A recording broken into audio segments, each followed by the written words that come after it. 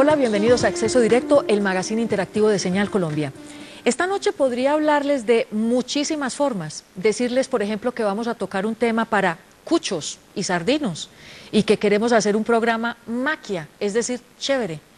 Podría hablarles en cualquiera de las jergas que se usan en Colombia, pero al final solo algunos me podrían entender.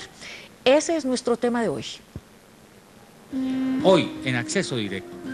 ¿Por qué somos tan dicharacheros en Colombia y nos inventamos tantas formas de comunicación? Nosotros nunca decimos las prepago porque entonces uno dice las señoras del Central Park. Un recorrido por las jergas, a veces indescifrables, que se hablan entre los miembros de grupos y oficios. Pero ahora también ha surgido la jerga de la Internet. Dos punticos y una C, que significa triste. Todos hablan en Acceso Directo. Hace un momento yo intenté combinar jergas que usan los mayores y los jóvenes, pero les confieso que esa empresa es todo un camello. En otras palabras, algo re heavy. Desde ya los invito a participar llamándonos al 337-7490 o al 018-952-352. También nos pueden escribir en Facebook o ingresar al chat de www.senalcolombia.tv. Antes de seguir adelante, quiero saludar a nuestros invitados de esta noche.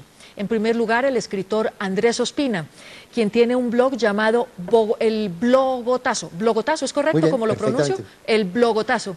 Y él está escribiendo un diccionario sobre el español que se habla en la ciudad de Bogotá. Muy bien, Andrés, buenas noches. Buenas noches, Beatriz. Bienvenido. También se encuentra con nosotros la filóloga Lina Trigos, profesora de Argumentación y Lenguaje de la Universidad del Rosario.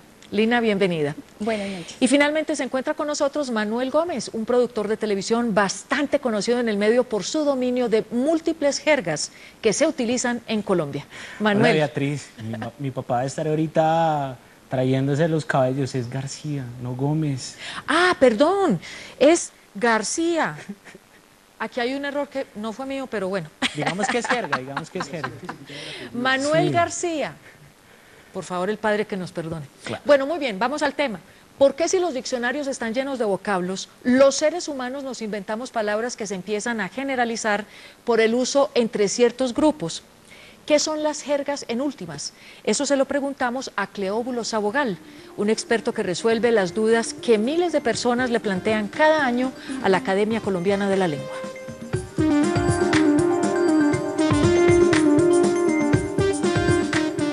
La jerga o argot es el lenguaje especial de un grupo de personas, sean profesionales o no.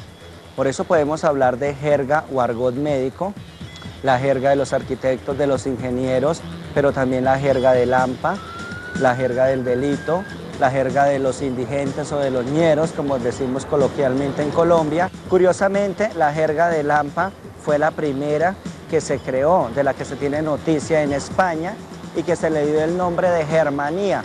Entonces, si uno busca en el diccionario de la academia qué es germanía, le dice esa jerga, ese lenguaje especializado de la gente dedicada al delito, a los rufianes, a los malhechores. Hace unos años, chévere era igual a lo que significa hoy bacano. Hoy algunos jóvenes han reemplazado esas dos palabras por maquia y lo mismo ha sucedido con otras expresiones. ¿Será que los humanos no podemos vivir sin este tipo de palabras que evolucionan permanentemente? Andrés. Pues Beatriz, yo diría que cada generación va construyendo un lenguaje y unas palabras a la medida de sus necesidades y de sus intereses, y va construyendo también una identidad alrededor de esas palabras y de esos intereses, y gracias a eso es que se empieza a conformar o a enriquecer el idioma, ¿no? Algunos lo llaman empobrecimiento. Yo diría que cada palabra que se sume al idioma deja como una impronta de generación, deja una impronta del momento en que vivimos y cuenta que estuvimos en la tierra en algún momento. Sí, Lina, ¿por qué se reinventan las palabras? ¿Por qué la gente está reinventando continuamente el idioma?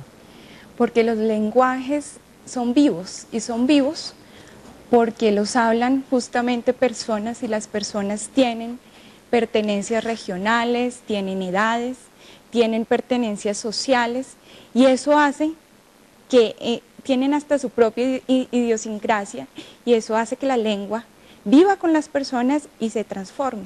Sí, Manuel, ¿hay que aprender ciertas jergas para poder socializar con algunas personas o con algunos grupos? Completamente.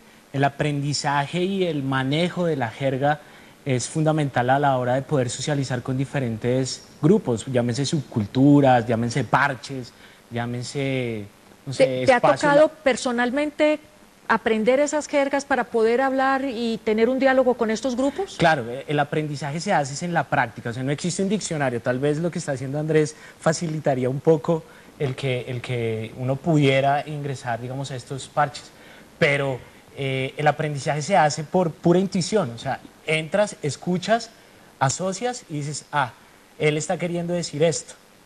Ahí es cuando uno dice, sí, hago parte de este parche y entiende uno que la jerga es fundamental para reconocerte. Ya, Andrés, tú estás escribiendo un diccionario sobre el español que se habla en Bogotá.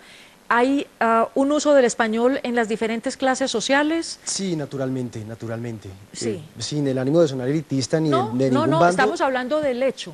El hecho. Evidentemente hay una ¿Sí? impronta, como decía antes, que te determina a ti como alguien que está comunicándose en un circuito social, en un circuito laboral y en un circuito generacional, para mencionar solo 3 variables. Pero sí, cada clase y cada ser humano tiende a mostrar que pertenece a un determinado grupo o que no pertenece a otro mediante ciertos términos que son excluyentes, ¿no? Y que se diferencian y que a veces se convierten en palabras intraducibles desde quien los está oyendo a lo lejos.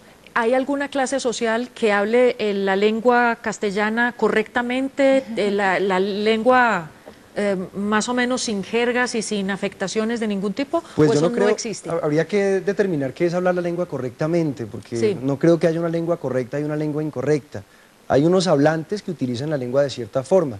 De pronto se generan academias y desde la aristocracia, pues los aristócratas dicen tenemos que hablar así, tenemos que dirigirnos así al mundo y es la forma como tenemos que comunicarnos y es lo correcto y lo vamos a enseñar en la academia y le vamos a dar el aval pues de nuestra institución o ese Sí. aval, pero no creo que haya una forma correcta o un purismo real que se pueda mantener en torno al lenguaje, que es un mecanismo vivo, como decía Lina, ¿no? Yo no sé, Lina, Sí, qué piense. lo que pasa es que en todas las sociedades hay una variación de la lengua que adquiere mayor prestigio y es lo que se llama la lengua estándar y es la lengua que se considera que es la que lengua hablan correcta, las personas educadas. que en inglés también incluso tiene una sigla, se llama WASP y es la lengua que, por ejemplo, se propaga mucho en ciertos ámbitos educativos, académicos y en ciertos ámbitos de los medios de comunicación que van posicionando una variable del lenguaje, del español en particular, como el lenguaje estándar y que tiene un prestigio. Y es un prestigio que no solo es que sea creado, sino que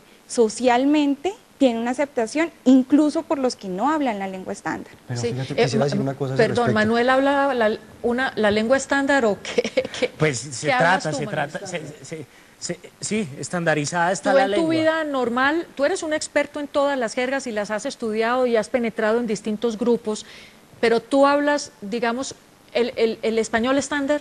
Sí, se habla, pero en ciertos espacios y en ciertos círculos. Sí. Porque precisamente en el mundo actual en el que nosotros estamos viviendo, quedan muy pocos espacios en donde, digamos, uno como un ser social lo pueda lograr. O sea, desde mi forma de vida, practico más la jerga que el mismo lenguaje estándar. El lenguaje estándar ¿Cuál se vuelve jerga? como un protocolo. Dinos palabras. Que uses en tu- Precisamente, no sé, uno puede decir, entonces, ¿qué, mi rey? ¿Cómo va la vuelta hoy? No, el parche hoy está re sólido, re nítido. Para las bien. que sea Sí. sin mente, Aquí estás Téngame obligado, fe, téngame aquí estás fe. obligado a hablar el estándar, el español estándar, ¿no? se puede decir que estoy obligado, pero Pero lo haces con mucho gusto.